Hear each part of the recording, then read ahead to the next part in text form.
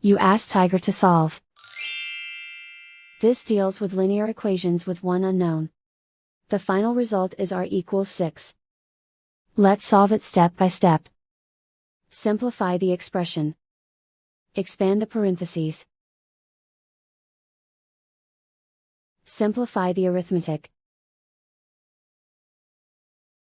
Multiply the coefficients. Group all r terms on the left side of the equation. Add 12r to both sides. Group like terms. Simplify the arithmetic. Group like terms.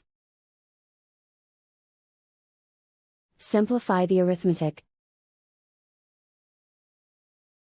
Group all constants on the right side of the equation. Add 36 to both sides. Simplify the arithmetic.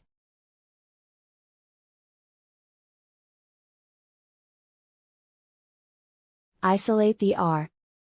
Divide both sides by 8.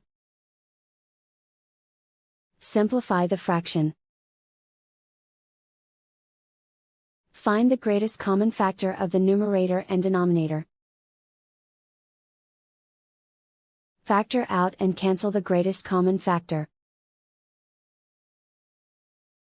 And so the final result is r equals 6.